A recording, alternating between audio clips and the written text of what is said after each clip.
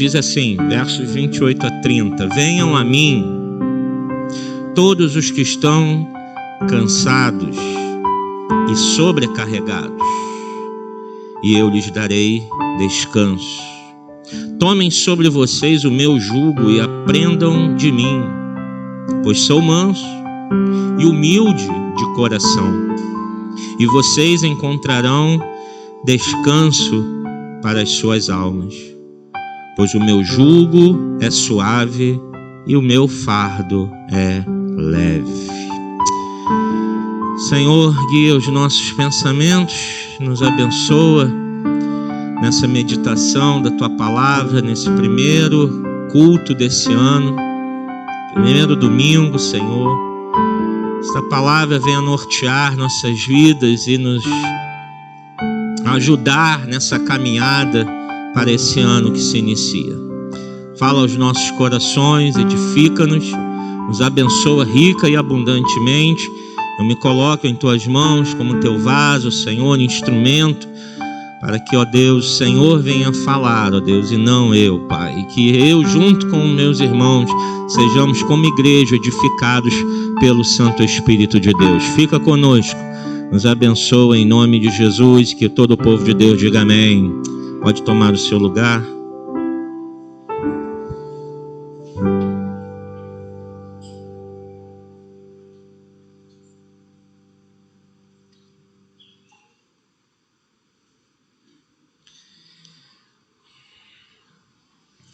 2020 acabou, irmãos.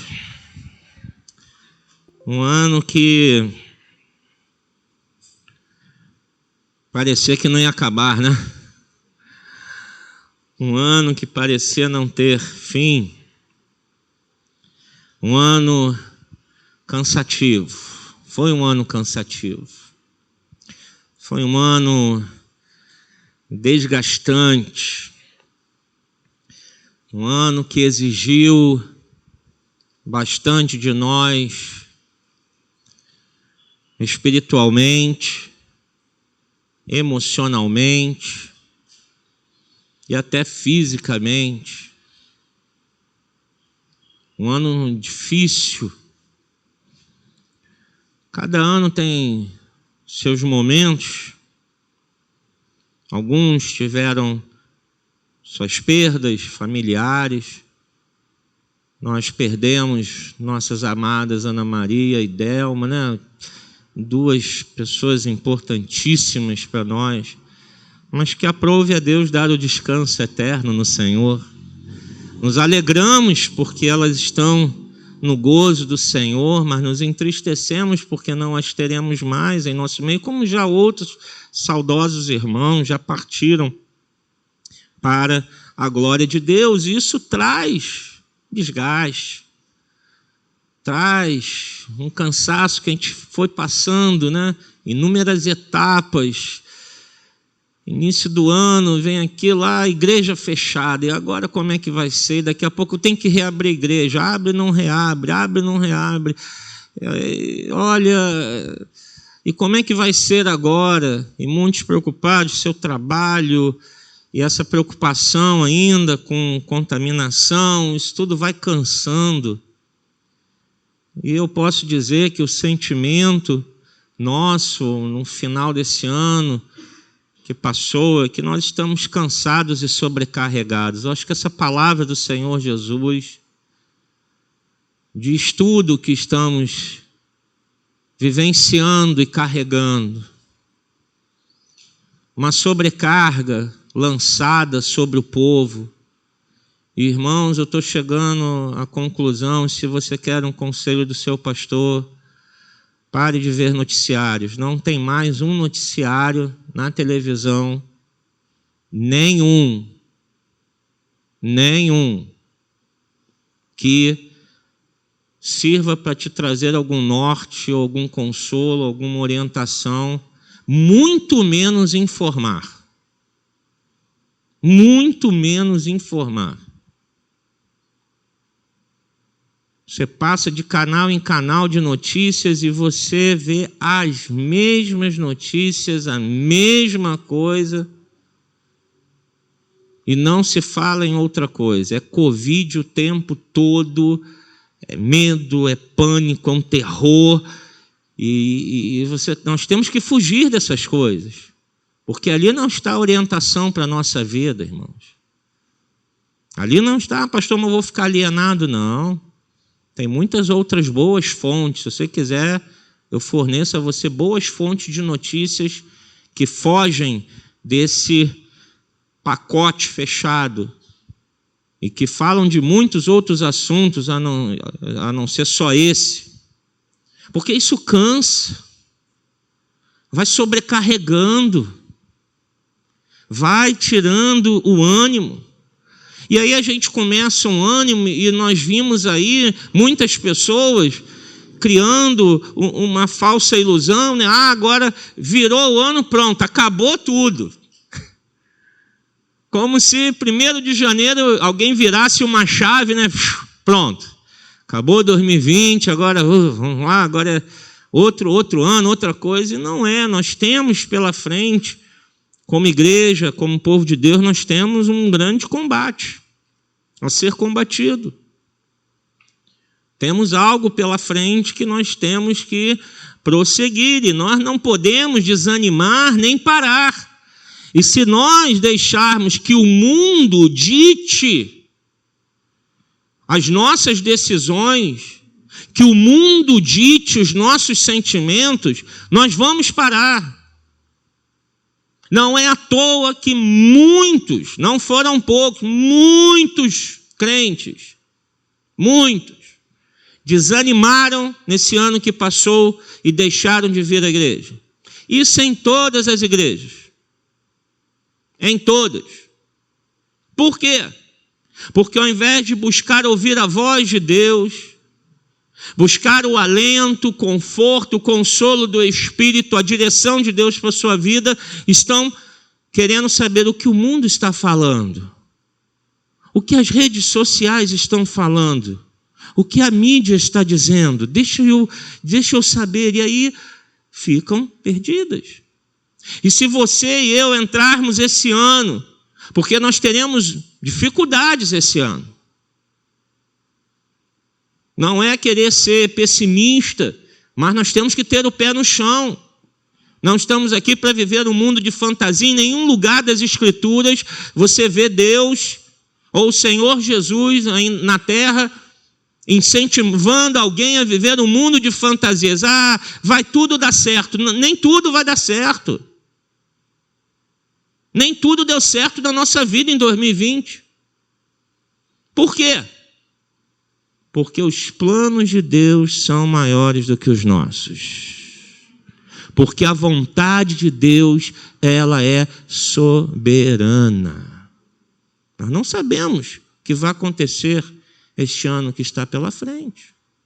E nós vamos fazer o quê? Desanimar, parar? Não, vamos adiante, porque o Senhor está conosco. Fala aí para o seu vizinho, Deus está contigo, querido. Agora diga para você mesmo, Deus está comigo. Amém? Então vamos adiante. Vamos guerrear, vamos batalhar, vamos lutar como lutamos em 2020. Não contra um vírus, nós lutamos para manter a nossa fé.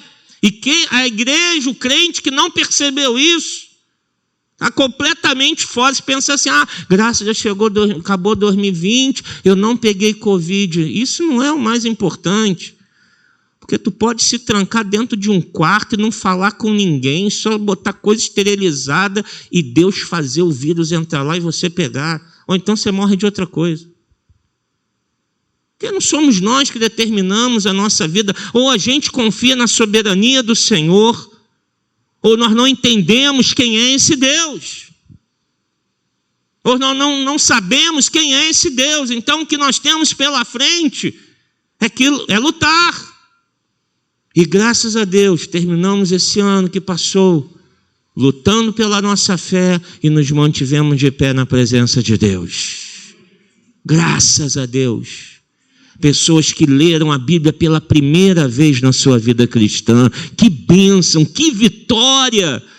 Meu Deus, isso é maravilhoso! Quantos irmãos concluíram também o seu plano de leitura, leram a Bíblia toda? Isso é maravilhoso. Está um ano aí pela frente com outras batalhas. Jesus, como homem, ele experimenta, ele passa por tudo aquilo que nós sentimos. Em Jesus habitava tanta natureza humana, porém sem pecado, por isso Maria engravidou por obra do Espírito Santo, não foi uma semente humana, carnal, justamente para que não houvesse o pecado e ali habitasse a natureza divina. Agora, como isso funcionou? É um mistério, não tem teólogo que explique. Mas Jesus era homem, completamente homem, à exceção de que ele nunca pecou, não havia o poder do pecado, e ele era totalmente Deus. Ele, como homem, ele experimenta e passa por tudo que nós passamos. Você perdeu um ente querido? Jesus também perdeu o pai. Jesus perdeu o seu melhor amigo, mas que havia ali um plano de ressuscitá-lo. Mas Jesus chorou quando viu que Lázaro estava sepultado. Jesus se compadeceu daquela viúva de Naim, cujo único filho estava indo já com um cortejo fúnebre para ser enterrado. Ele experimentou fome, sede, traição, decepções, ele experimentou tudo. Ele também experimentou esse cansaço, aquela sobrecarga. Você pode depois ler esse capítulo 11, até chegar aqui ao final, em casa, depois você dá uma lidinha, mas você vai ver que Mateus, ele registra primeiro falando sobre João Batista, que estava preso. João era primo de Jesus. E vem a notícia de que João Batista, o homem de Deus, esse profeta, considerado o último profeta do Antigo Testamento, encerrando a profecia do Antigo Testamento, está preso. Ele recebe essa notícia. Em seguida, você vai ver aqui no texto bíblico que surgem dúvidas sobre a missão de Jesus.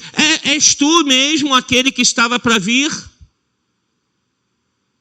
Realmente o Senhor é o Messias? É o Senhor que viria? O Senhor é a promessa? É ou não é? E Jesus fala, olha para cá, gente. Cegos estão enxergando, mudos estão falando, paralíticos estão andando. Vocês ainda estão com dúvida? Mateus vai narrando uma sucessão de acontecimentos que vai mostrando um desgaste emocional no Jesus homem. Ele experimenta isso. O primo está preso. Ainda estão com dúvidas sobre ele. Há um desprezo em relação a João Batista e Jesus tem que fazer uma defesa. O que vocês foram ver no deserto? Um caniço agitado pelo vento? Não. Eu digo que vocês foram ver um profeta e mais que um profeta. Jesus tem que fazer uma defesa porque sente que há um certo desprezo por João, porque aquele homem simples, que vem lá do interior, vestido com roupas pouco chamativas, ele não quer comer finas iguarias, ele come gafanhoto, mel, ele vive no deserto, afastado do mundo, da sociedade, da civilização. E Jesus tem que fazer uma defesa, porque percebe o desprezo a João. Se João fosse alguma coisa, ele não estava preso. Mais um desgaste. E por último, Jesus vai falar das cidades que não se arrependeram. Ele vai pelas cidades, ele vai pregando, ele vai anunciando as boas novas, o evangelho, e aquelas cidades não se arrependem, elas não querem saber dessa mensagem, não interessa ouvir falar, esse homem que está aí, de onde ele é, quem é esse homem falando, ele veio de Nazaré, ele é um carpinteiro, não me interessa essa mensagem, e Jesus começa a se decepcionar e fala, se em Tiro e Sidom fosse anunciada, se Sodoma ouvisse esta mensagem, haveria arrependimento, mas vocês desprezaram. E aí quando chega esse momento que Jesus começa a falar, porque Jesus sente como homem esse desgaste, esse cansaço, essa sobrecarga de notícias, de situações, de ter que ficar lutando o tempo todo contra essas coisas que nós passamos na nossa vida. Jesus experimentou também, irmãos. Porque é errada a ideia de achar que Jesus é Deus e Ele na terra. Ele não sentiu o que nós sentimos, Ele sentiu sim. Ele sentiu a dor, o desprezo, a traição, ele sentiu nesse momento aquele fardo, aquele peso, aquele cansaço, aquele desgaste de estar sempre lutando, e parece que as coisas não estão indo adiante. João estava lá pregando e não deu praticamente nada, foi preso e depois foi morto. Jesus passou por várias cidades. Eles não queriam saber daquela mensagem. Cansa. Como cansa as nossas lutas no nosso dia a dia. Como a gente chega ao final de um ano como esse, a gente para e olha assim, tá difícil. E aí o pastor vem e traz uma mensagem, não desanima não, que 2021 tem mais batalha, tem mais luta, tem mais guerra. Aí tu fala, Jesus... Mas eu quero começar esse ano dando uma boa notícia a você. Jesus anuncia, venham a mim, todos que estão cansados e sobrecarregados, e eu lhes darei descanso. Tomem sobre vocês o meu jugo e aprendam de mim, pois sou manso e humilde de coração, e vocês encontrarão descanso para as suas almas, pois o meu jugo é suave e o meu fardo é leve. Com Jesus, 2021 será vitória para nós. Apesar de todos os percalços, de todas as dificuldades e lutas que enfrentaremos, como em 2020, não é para nós um ano para ser esquecido, amém?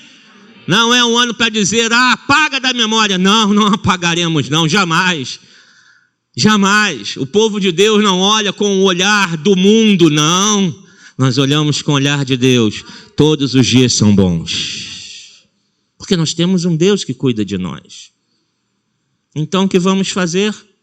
Vamos aqui dissecar o que Jesus deixou para nós. A primeira coisa, voltando ao texto, ele diz no versículo 28, venham a mim. Ou naquela linguagem mais tradicional, mais antiga, vinde a mim. Quase que um imperativo, uma ordem. O que é ir a Cristo? O que é ir a Cristo?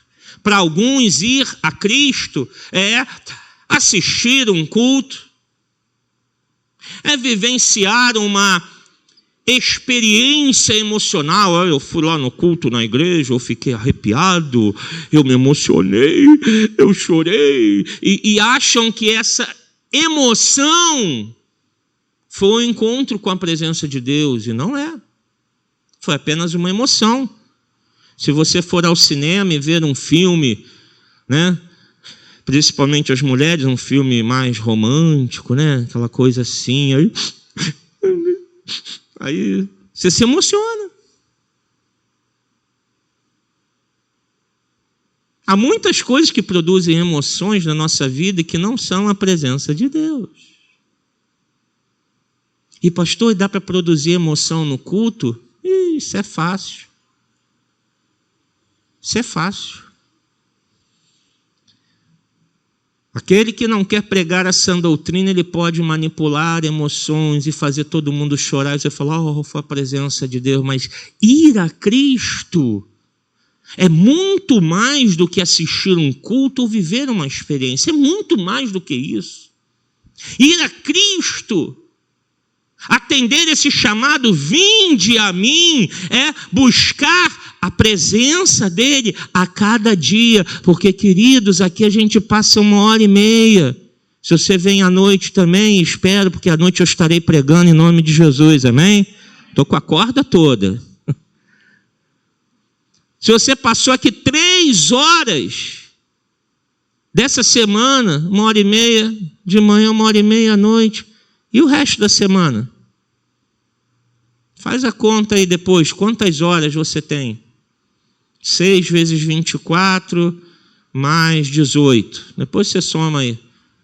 Como é que vai ser o restante dessas horas? É aí, é quando a gente passa por aquela porta, atravessa aquele portão, quando a gente chega na realidade da nossa casa, do nosso trabalho, do nosso dia a dia, da nossa vida, é ali que a gente vai ter que ir a Jesus. É ali que a gente vai ter que buscar a presença dele, se encher dele, imitar a sua vida, porque assim como ele aqui passou por esses cansaços, estresses, desgastes, mas ele chega ao momento que ele fala, eu sei onde está o ponto central e eu tenho a solução. Vinde a mim como Deus. O Jesus homem experimentou. Então, Deus Todo-Poderoso tem o escape, a solução para você. Ir a Cristo é imitar a sua vida, é seguir os seus passos, é trazê-lo para o nosso viver, é colocá-lo no seu trabalho, é colocá-lo nos seus estudos. Eu falo para os jovens, escolha a sua carreira, muito bem, estude. Quer fazer a faculdade? Faça, isso mesmo, isso é muito bom. Mas pense numa coisa, no que eu vou usar a minha profissão para a glória de Deus? Porque se você vai usar a profissão só como fonte de renda, então por que Deus tem que abençoar você e abrir as portas para você?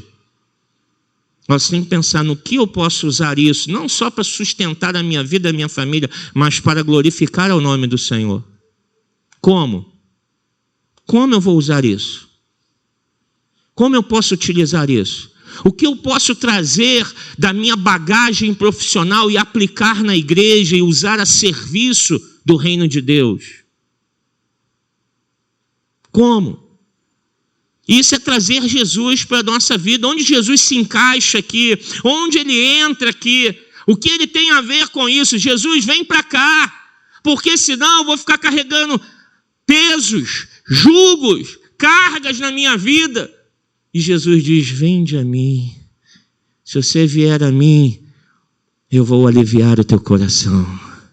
Eu vou aliviar a tua vida. E aí o 28, continuando, ele diz, vinde a mim todos os que estão cansados e sobrecarregados, e eu lhes darei descanso. Descanso para a alma, irmãos. Só Jesus pode dar. Só. Depois de um ano inteiro a gente tira umas férias, né? Como é bom tirar férias, né, irmãos? Como é bom viajar, você ir para um lugar diferente, fazer coisas novas, se acordar e falar, o que eu tenho para fazer hoje? Nada. Ai, como é bom.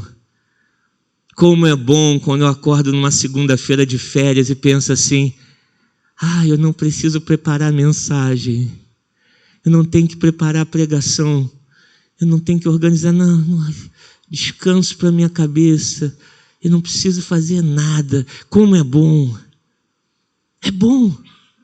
Mas se Jesus não trouxer para a nossa alma o verdadeiro descanso, você vai passar as férias e de repente vai continuar amargurado, continua aquela coisa esquisita e o teu coração está preso ainda a muitas coisas e aquilo. E quantas pessoas às vezes viajam para lugares paradisíacos e não conseguem ver beleza. Vão para hotéis luxuosíssimos, olham aquilo tudo e falam: ai, sem graça. Porque, irmãos, o verdadeiro brilho não está nas coisas materiais, está quando a presença de Deus está conosco. Como é bom você estar num lugar e contemplar as maravilhas de Deus e agradecer a Deus por tudo que Deus tem dado. Então, tudo vai tendo um novo valor, um novo sentido. Isso é o descanso que Cristo pode dar. É quando nós vamos a Ele e reconhecemos: eu só vou conseguir descansar a minha alma, o meu coração na Tua presença. E aí Jesus derrama aquele alívio, aquele bálsamo no nosso coração, vai tirando todo o peso, a gente vai se sentindo mais leve, mais aliviado, vai trazendo aquela alegria de volta, aquela paz, porque a presença do Senhor vai tirando tudo aquilo que está nos desgastando, nos incomodando. Só Jesus pode nos dar descanso e paz. Afinal de contas, Ele é o príncipe da paz. E só quando Ele governa o nosso coração, quando Ele tem lugar na nossa vida, é que Ele traz a paz à nossa alma. Versículo 29, a primeira parte diz: tomem sobre vocês o meu jugo e aprendam de mim. A gente tem que aprender com quem experimentou e venceu, não é verdade? Quando você quer aprender uma receita, né? Vou fazer um prato diferente que eu nunca fiz, eu quero saber como é que faz. Você vai no método empírico, vai na tentativa, vai lá tentando? Não, você vai procurar alguém que já fez. É ou não é? Primeiramente para te dar receita, né? Porque você fala assim: como é que eu vou fazer esse negócio se eu não sei as quantidades, né? Só se for uma pessoa muito... Não estou falando de um chefe de cozinha, né? Estou falando falando aqui da normalidade. Você tem que ter a receita, então você tem que procurar alguém que já fez, né? Mas aí como é que faz? Qual é a ordem dos ingredientes? Quanto tempo tem que deixar de espera, bota para cozinhar, tem que ferver a água, tem que botar para assar, como é que é isso, como é que funciona, me diz aí, né? E agora a gente tem mais uma facilidade, que antigamente era só aqueles cadernos de receita, aqueles livros de receita, né? Eu tinha lá, minha mãe tinha lá em casa, aquele Dona Benta, tinha uns outros lá, né? Só de receitas e tal. Hoje você abre na internet, tem lá, né? Um negocinho chamado YouTube. Já ouviu falar? Já? Aí tu vai lá, receita de não sei o que, aparece lá 200 e tantas, né? Aí você vê lá, tá. E aí você vai a quem já fez. Não faça isso que isso não vai dar certo. Se você botar esse ingrediente antes, se você não mexer com essa velocidade, se você não fizer isso, não vai dar certo. Por que aquela pessoa sabe? Porque ela já experimentou. Nós temos o Senhor Jesus que passou por todas as coisas. Ele sabe o que nós passamos, Ele sabe o que nós enfrentamos, Ele experimentou isso tudo, só que tem um grande detalhe: Ele venceu todas as coisas. Ele é vencedor. Nós muitas vezes somos derrotados pelas aflições, pelas situações da nossa vida, porque nós somos humanos, falhos, pecadores, mas Ele não. Ele não. Então, aprendam de mim, é o convite de Jesus. Por quê? Porque Ele sabe o que é isso. Ele sabe o que nós estamos, Ele sabe como foi difícil esse ano que passou. Ele sabe. Então eu tenho que ir a Ele como fonte e não deixar o mundo ou o nosso coração nos dominar com jugos terrenos. E aí Jesus diz: tomem sobre vocês o meu jugo, o meu jugo. Não o que o mundo está ofertando, não o que o teu coração coloca sobre você. Você sabe o que é jugo? Já viu os animais, né? Quando, né? Mais antigamente, hoje talvez poucos lugares usam isso, botava ali os bois ou cavalos, e aí botava um negócio de madeira aqui que encaixa no pescoço e amarra ali as cordas que serve para dar direção, né? Para que ele possa ir na direção que você quer ir. E aquilo fica preso ali no pescoço. Aquilo prende ali o pescoço, para que você não possa, né? Se ele quiser ir para cá, ele não consegue, ele não tem. Ele está preso naquela direção. E Jesus diz: tome o meu jugo. Não deixa o mundo colocar os jugos pesados na sua vida. Não deixa o seu coração dominar a sua vida, porque você só vai se cansar, se sobrecarregar, se desgastar. E vai chegar um ponto que você não aguentará mais, porque, irmãos, nós somos humanos. Nós temos as nossas limitações. E a gente tem que entender até onde nós podemos ir e saber que nós não podemos ficar aceitando todos esses julgos impostos sobre nós, porque nós não vamos conseguir. Então nós temos que dizer: não, eu tenho que ir a Jesus. Ele sabe o que eu estou passando. Eu não posso ficar aceitando todo esse peso sobre mim e achando, mas tá bom, deixa para lá, é assim mesmo. Nós temos que ir aos pés do Senhor e dizer: Senhor, tem misericórdia da minha vida. Socorre-me, acuda-me, Senhor. Eu preciso de Ti, porque eu sei que o Senhor é o único que pode me tirar dessa situação. E aí ele continua no versículo 29. Pois sou manso e humilde de coração, e vocês encontrarão descanso para as suas almas. Jesus diz que ele é manso e humilde. Você já reparou que, não sei se você é assim, mas em geral, quando a gente está muito cansado, a gente fica mais impaciente e agressivo. Já reparou isso? A gente dá fora nas pessoas, né? Por isso que algumas vezes eu já falei aqui, né, irmão? Eu falei: gente, eu não estou muito bem, então se eu falar alguma bobagem com você, releva o seu pastor. Lembra que eu já falei isso algumas vezes? Que eu sinto que eu já estou tão cansado, tão estressado, e eu fico com receio de, às vezes, alguém me dizer alguma coisa e eu responder de uma maneira feia. Eu aviso logo: então, olha só, se eu falar alguma coisa aí, né? Porque você vai cansando, é igual a panela de pressão, né? Tu vai, mas não tem a válvulazinha para sair, né?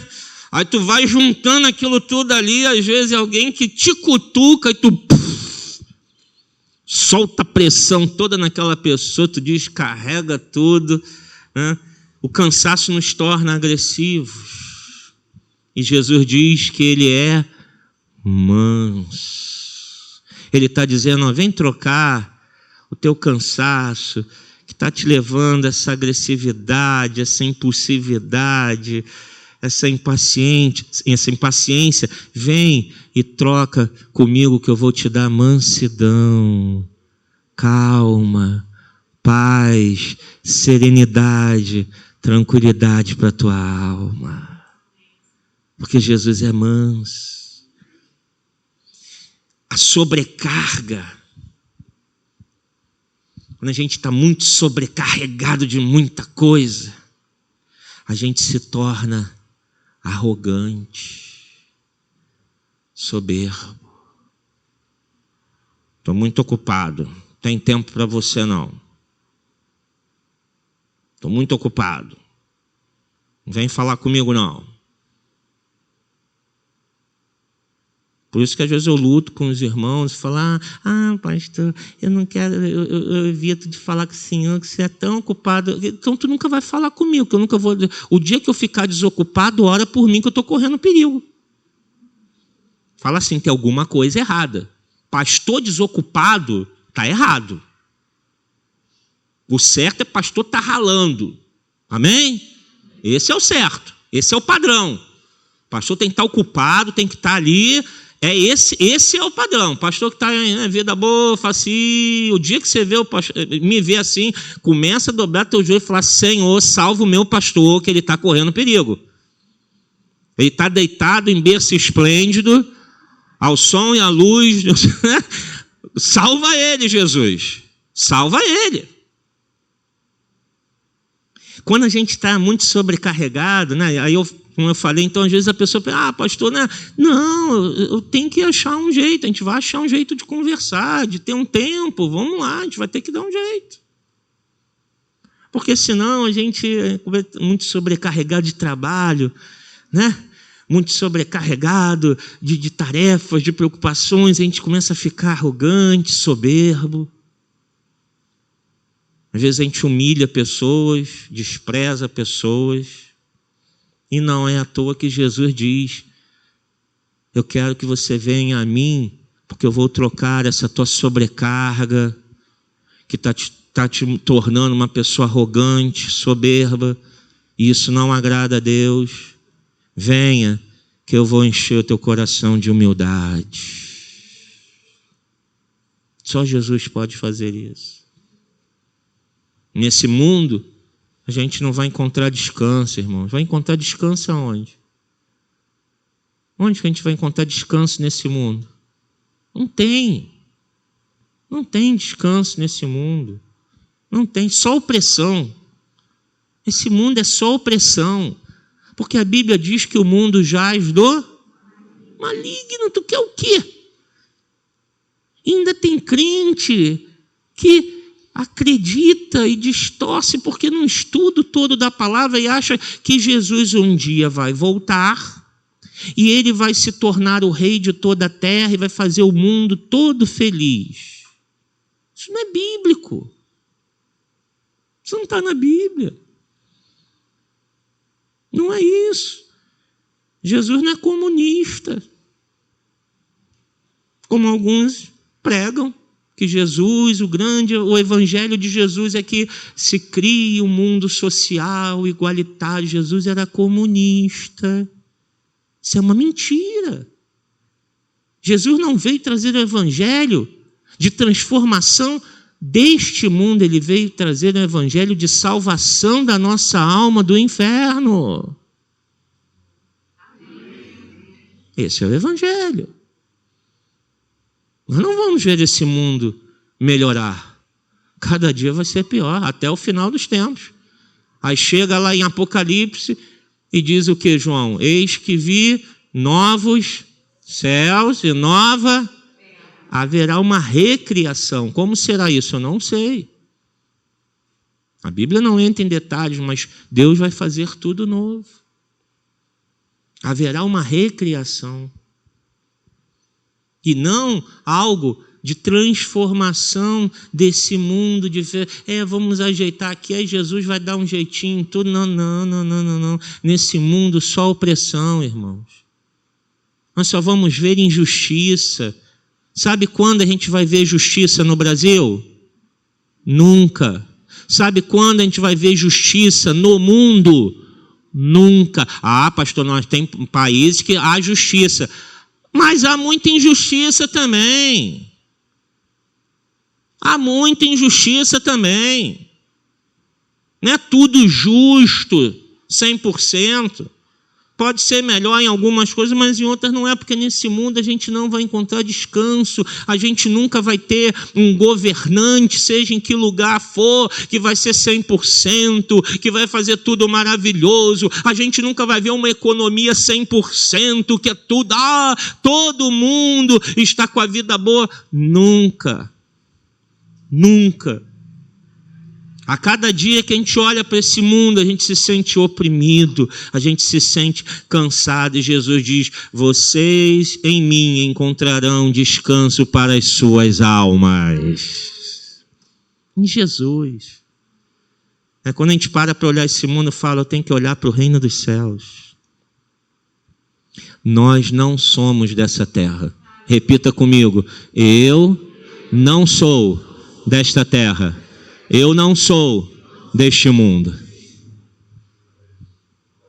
Existe extraterrestre?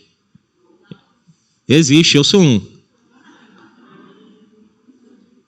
Você não é não? Eu não sou dessa terra não. O pessoal diz, existe extraterrestre, existe. A igreja que eu não sou desse mundo. Não é esse o conceito de extraterrestre, alguém que não é da terra? Nós somos do reino dos céus. Nossa pátria é os céus. Então nossa esperança não pode estar aqui. Versículo 30 para terminar. Pois o meu jugo é suave e o meu fardo é... Jugo aponta para governo. Governo. E quando a gente vai para o contexto em que Jesus fala essas palavras, quem estava governando o mundo? O Império Romano. E o Império Romano, eles impunham um jugo violento e um fardo pesado àqueles que eram dominados e colonizados por ele. O Império Romano era cruel. Era um jugo violento, eles chegavam com força, com violência. Eles impunham um fardo.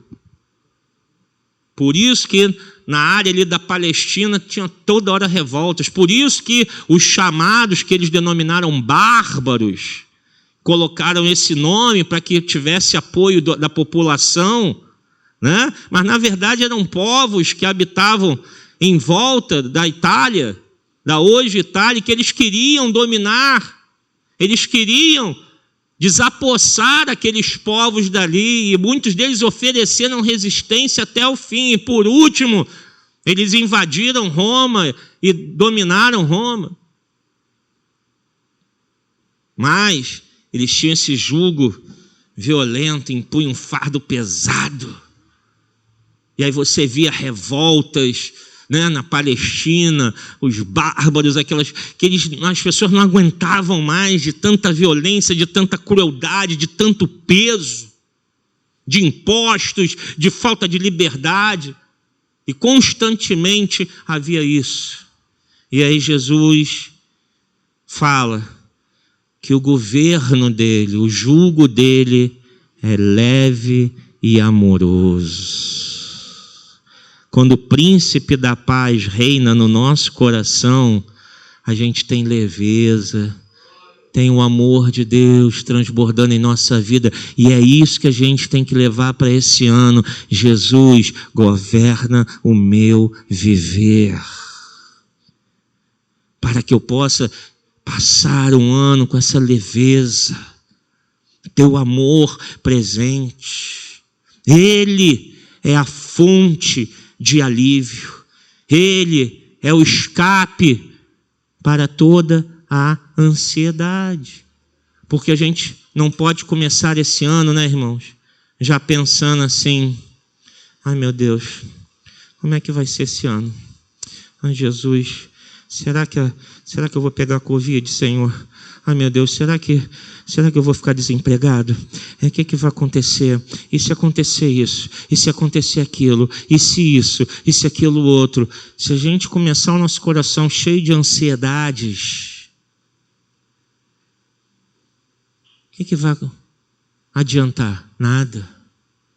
Por mais ansiosos que nós fiquemos, a gente não tem controle sobre um fio de cabelo que cai da nossa cabeça.